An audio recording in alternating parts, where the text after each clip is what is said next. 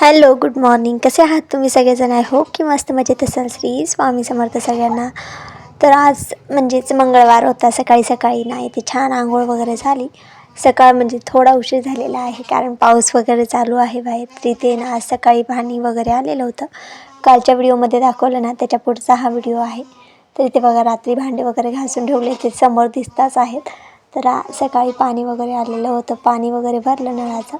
त्यानंतर आंघोळ वगैरे झाली. किचनवरती सगळं म्हणजे पसारा वगैरे पडलेलाच होता. भांड्यांचा धुतलेले भांडे रचायचा बाकी होता. बाकी चहा वगैरे ठेवून दिला तिकडे मी. आणि आता माझी केस वगैरे किंवा थोडीशी तयारी वगैरे करून घेते. मग नंतर देवपूजा वगैरे करायची आहे. भांडे वगैरे काही रचत नाही कारण ना ते रचायला लागली तर ते थोड्या वेळाने पण रचू शकतो. पण देवपूजा आहे ना मी गावाला गेली तशी म्हणजे मी केली नाही माझ्या हाताने. जोपर्यंत मी व्यवस्थित करणार नाही तोपर्यंत मला बरं वाटत नाही. तर म्हणजे असं एक प्रकार असतो ना की आपण स्वतः जोपर्यंत काही करत नाही ना तोपर्यंत आपल्याला ती गोष्ट असं व्यवस्थित नाही वाटत. तसं माझं आहे. तर मोक्षाच्या पप्पांनी केली होती पण मला काही आवडलीच नाही. पण आता आहे ना मी करते. श्रावण महिना चालू आहे. आता श्रावण महिन्यामध्ये ना बेलपान खूप देऊन जात आहेत. म्हणजे महादेवांची सेवा करायची आहे. श्रावण म्हणजे आपल्या महाराष्ट्रामध्ये प्रत्येक महिना वर्षाचे म्हणजे प्रत्येक ह्याच्यामध्ये कोणत्या ना कोणत्या देवाची सेवा केली जाते. तसं आता श्रावण लागले तर आता महादेवांची सेवा करण्यासाठी श्रावण महिन्यामध्ये ना बेलपान वाहतात महादेवांना आणि त्यांना ते खूप प्रिय असतात. मग लगेच श्रावण महिना संपला की लगे आपले बाप्पा येतील तर त्यांना तसे दुर्वा आवडतात. असं प्रत्येक वर्षानुवर्ष महिना कोणत्या ना कोणत्या देवाची सेवा चालू असते. तर तशीच आता आहे ना श्रावण महिन्यात महादेवांची सेवा करण्यासाठी हे बेलपान वगैरे देऊन गेले. तर खूप जास्त झाल्यामुळे ना खूप पसारा म्हणजे पसारासारखं वाटतं. पण आता ते व्यवस्थित ना त्यांच्या माळा वगैरे करून टाकेल. आणि मी सगळ्या म्हणजे महादेवांना पण आणि सगळ्याच देवांना असं व्यवस्थित हार करून व्यवस्थित लावेल. म्हणजे जेणेकरून तो पसाराही वाटणार नाही आणि असं व्यवस्थित दिसेल.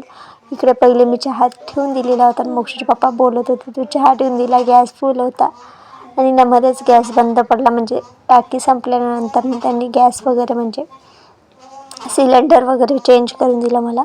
इथे मोक्ष झोपलेला होता. आता वाजलेले होते 9 कारण आमचं दूधवाला 8 8:30ला येतो ना तर उशीर होऊन जातो. तर इथे ना मी चहा ठेवून गेलेली होती. फक्त ना गॅस संपल्यामुळे टाकी बदलवण्यासाठी मोक्षाचे पप्पा आले तर ते दाखवत होते मी चहा करते म्हणून. मी त्यांना सांगितलं आज तुमच्या हाताने चहा ठेवा म्हणून. कारण त्यांना सगळ्यांना मी बनवलेली आवडते. मला त्यांनी केलेली आवडते. तर इथे बघा बेलपानांचा खूप म्हणजे जास्तच आता हे सकाळी देऊन गेलेले ते आहेत की मंदिरावरती ठेवलेले. बाकीचे जे खाली ठेवलेले होते ते ना काल परवाचे आहेत. तर त्यांनी ना खाली ठेवून दिले. मोक्षाच्या पप्पांनी ना जे आलेले होते ते वरती ठेवले. तर इथे ना फक्त आहे ना कोरा चहा ठेवलेला होता. त्याच्यात दूध टाकायचं राहिलं होतं. आता दूध पण आलेलं होतं. दूध पण मोक्षाच्या पप्पांनी टाकून दिलं चहामध्ये. तोपर्यंत ना मग मी आता चहा वगैरे घेतल्यानंतर भांडे वगैरे तसेच राहू दिले. फक्त किचनवरचे जे भांड्यांचा पसारा होता धुतलेले भांडे रचून दिले. खालीचे भांडे आहे ते तसेच राहू दिले. ते नंतर बघेल कारण एकदा जर कामाला सुरुवात केली मग देवपूजा वगैरे राहून जाते.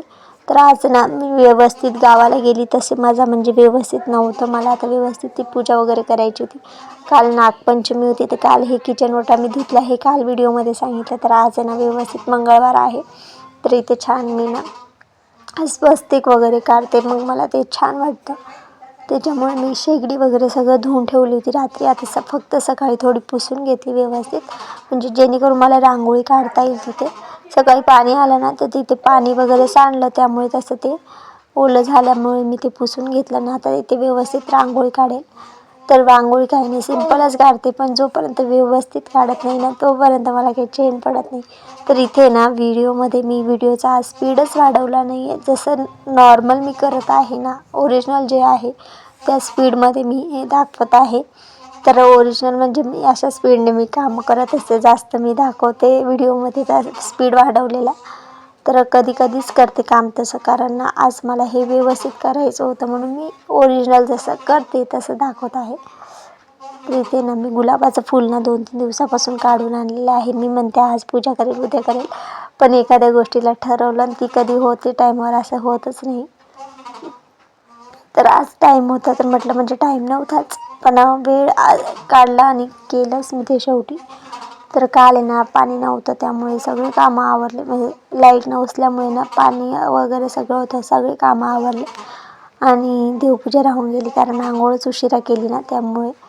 तर आज ना सगळे काम राहू दिले ना, आधी ना देवपूजा करून घेते. म्हणजे कसं व्यवस्थित ठेवलं ना तर आपल्याला बरं वाटेल. मला देवपूजा करायला 2 ते 2.5 तास आरामशीर लागतात, कारण ना मोक्ष झोपलेला होता, त्यामुळे आता मला व्यवस्थित वेळ भेटेल.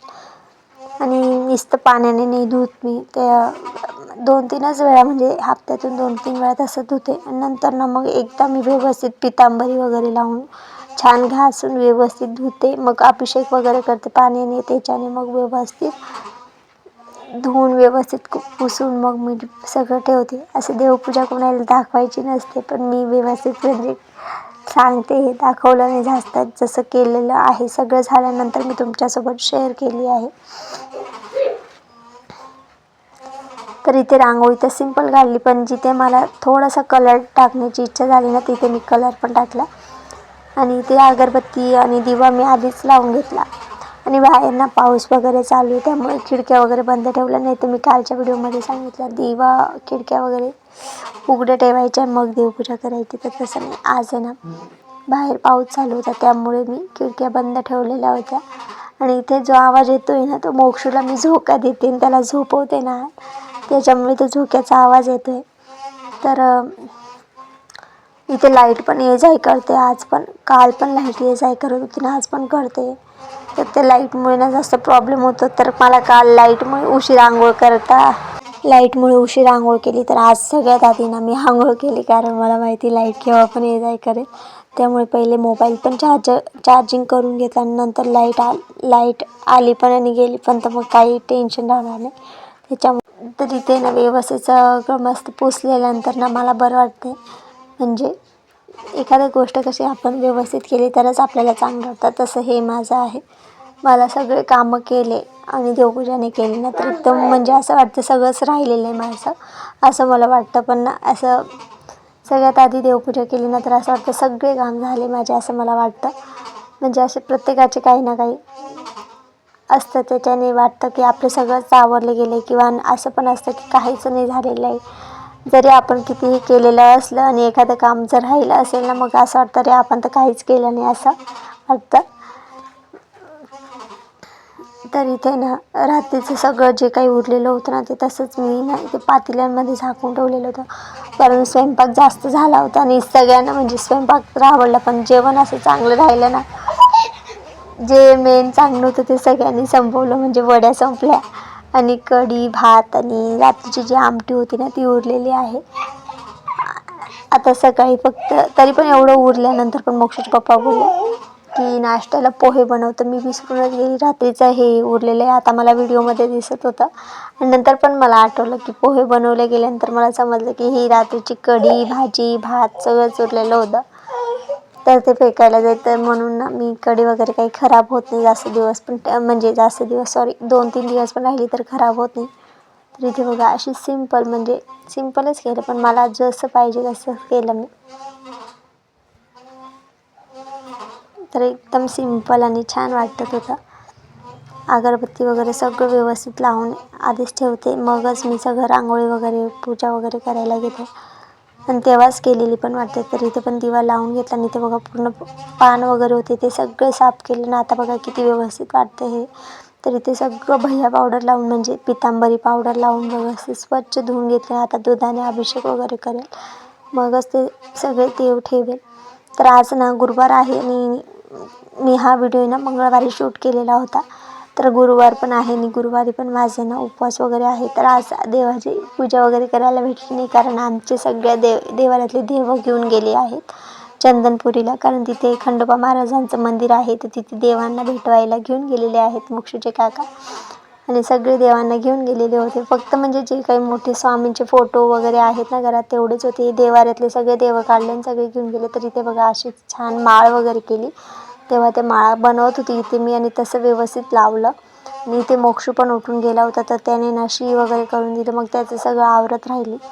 त्यानंतर इथे बघा छान वगैरे आंघोळ वगैरे सगळ्या देवांची व्यवस्थित झाली. त्यानंतर स्वामींना छान वस्त्र वगैरे घातलं, श्रीकृष्णांना वस्त्र घातलं. त्यानंतर त्यांची छान अशी माळा वगैरे घालून छान पूजा केली.